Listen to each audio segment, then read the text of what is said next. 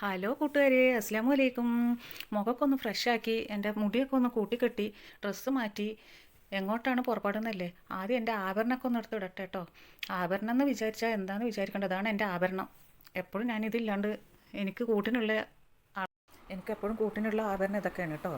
അപ്പോൾ ഞാൻ എൻ്റെ തറവാട്ടിലേക്ക് പോവുകയാണ്. എങ്ങോട്ടാണെന്ന് വിചാരിക്കണ്ടായിരുന്നു. എപ്പോഴും പോണ ഒരു തറവാട്ടിലേക്ക് പോവുകയാണ്. അവരൊക്കെ കാണാൻ എനിക്ക് കൊതിയായി. ഇടയ്ക്ക് അവർക്കും എന്നെ കാണാൻ കൊതിയാവും. അപ്പോൾ ഇപ്പം ഏകദേശം പിടി കിട്ടിയിട്ടുണ്ടാവുമെന്ന് വിചാരിക്കുന്നു. എൻ്റെ തറവാട് ഏതാണെന്നുള്ളത് നിങ്ങൾക്ക് മനസ്സിലാവുമല്ലോ. ഞാൻ കുറേ വീഡിയോസിൽ ഇത് കാണിച്ചിട്ടുണ്ട്. ഇതാണ് എൻ്റെ തറവാട്. ഞാൻ എപ്പോഴും വരുന്ന എൻ്റെ തറവാടാണ് കേട്ടോ. അവിടെ പോയപ്പോൾ മുട്ടം തിരക്കും. എപ്പോഴും അവിടെ തിരക്ക് തന്നെ. പക്ഷേ ഇന്ന് ഒന്നും കൂടിയും പ്രത്യേകിച്ച് തിരക്ക് നല്ല കൂടുതലുള്ള പോലെ എനിക്ക് ഫീൽ ചെയ്യുന്നുണ്ട്. പക്ഷേ അതൊന്നും എന്നെ ബാധിക്കില്ല. കാരണം അവർ എന്നെ സേഫ്റ്റി ആയിട്ട് ഡോക്ടറിൻ്റെ റൂമിൽ നല്ല എ സിയും ഫാനൊക്കെ ഇട്ടിട്ട് എന്നെ ഭദ്രമായിട്ട് അവിടെ കൊണ്ടേ ഇരുത്തിയിട്ടുണ്ട് കേട്ടോ. പക്ഷേ എനിക്ക് അവിടെ പറ്റാത്ത ഒരേ ഒരു കാര്യമുള്ളൂ, അവിടുത്തെ സ്റ്റെപ്പ് കയറുന്നത്. ആ സ്റ്റെപ്പ് കയറി എൻ്റെ എല്ലാ എനർജിയും പോകും. പിന്നെ അവിടെ പോയിട്ട് കുറച്ച് റെസ്റ്റ് എടുക്കേണ്ടി വരും. അപ്പോഴേക്കും ഡോക്ടർ വന്ന് ഡോക്ടർ ട്രീറ്റ്മെൻറ്റ് റൂമിൽ നല്ല തിരക്കാണ്. എന്നിട്ടും അതിൻ്റെ ഇടയിൽ എന്നെ വന്ന് നോക്കിയിട്ട് എനിക്ക് ചെയ്യാനുള്ളതൊക്കെ സിസ്റ്ററിനോട് പറഞ്ഞു കൊടുത്തു. അത്യാവശ്യം നല്ല പെയിന് കൂടുന്ന സമയത്താണ് എനിക്ക് ഈ ട്രീറ്റ്മെൻറ്റുകളൊക്കെ ചെയ്യാറുള്ളത്. അപ്പോൾ ടെൻസ് വെക്കാൻ പറഞ്ഞു. നെക്കിൻ്റെ രണ്ട് സൈഡിലും ടെൻസ് വെക്കുകയാണ്. അത് വെച്ചാൽ എനിക്ക് കുറച്ച് വേദനക്ക് പെയിനിന് കുറച്ച് സമാധാനവും കുറച്ച് നീർക്കെട്ടും കുറയും. അപ്പോൾ അത് ഒരു മണിക്കൂറെങ്കിലും വെച്ചിട്ട് ഇരിക്കേണ്ടി വരും. എൻ്റെ പുതിയാപ്പിള എന്നെ അവിടെ ഇറക്കി വിട്ടിട്ട് പോയി കേട്ടോ. ആൾക്കറിയാം ഇതൊക്കെ ചെയ്യുമ്പോൾ വേദന കൂടുന്ന സമയത്ത് ഇതൊക്കെ ചെയ്യും. എല്ലാം ചെയ്തു വരുമ്പോൾ കുറേ സമയം എടുക്കുന്ന ആൾക്ക് നന്നായിട്ട് അറിയാവുന്നത് കൊണ്ട് എന്നെ ഇവിടെ ഇറക്കി വിട്ടിട്ട് പോയതാണ് കേട്ടോ. ആൾക്കിന്ന് നല്ല തിരക്കുള്ള വർക്ക് കൂടുതലുള്ള ദിവസമായതുകൊണ്ട്. അപ്പോൾ സിസ്റ്റർ എൻ്റെ രണ്ട് സൈഡും വെച്ചിട്ട് പണി തുടങ്ങിയിട്ടുണ്ട്.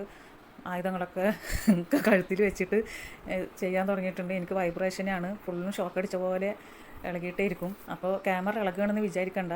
ക്യാമറ ഇളകുന്നതല്ല, ഞാൻ അതിൻ്റെ ഷോക്ക് അടിക്കണ പോലെ അതിൻ്റെ വൈബ്രേഷൻ കൊണ്ട് ഞാൻ തനിയെ ഇളകുന്നതാണ്.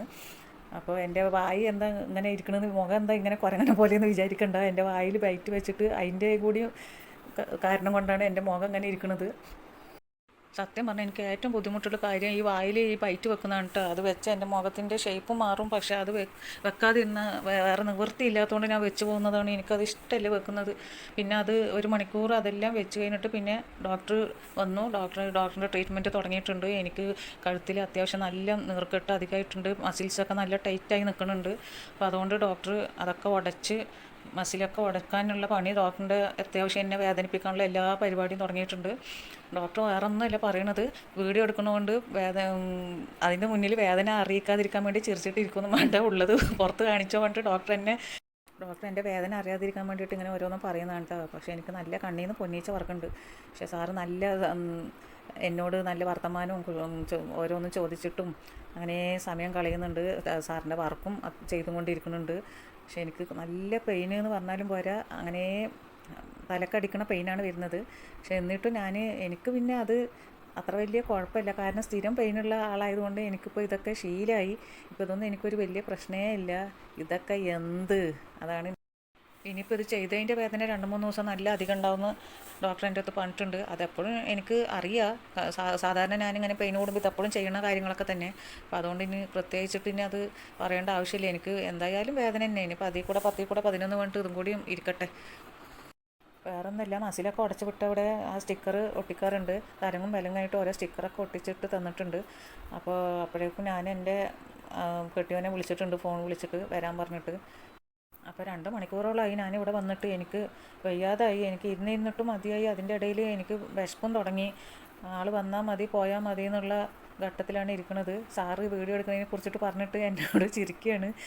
അപ്പോൾ കൈ താഴ്ത്തി വെക്കാൻ പറയണം. വീഡിയോ തൽക്കാലം ഓഫാക്കി വെക്ക്, കൈ താഴ്ത്തി ഇങ്ങനെ ബാക്കിലേക്ക് പിടിച്ചിട്ട് വേണം ഇത് സ്റ്റിക്കർ ഒട്ടിക്കാൻ വേണ്ടിയിട്ട് ഞാനത് ഓഫാക്കി വെച്ച്. അപ്പോൾ ഞാൻ വീട്ടിൽ പോവുകയാണ്. പോണ വഴിക്ക് എനിക്ക് നല്ല വിശപ്പുണ്ടായിരുന്നു. അപ്പോൾ പോണ വഴിക്ക് നല്ല ചൂട്ടോടെ എണ്ണക്കടികൾ കണ്ടപ്പോൾ അവിടെ പോയിട്ട് വേണ്ട കടികളും ഒക്കെ മേടിച്ചിട്ട് ഞങ്ങൾ അതും കൊണ്ട് വീട്ടിലേക്ക് പോയി.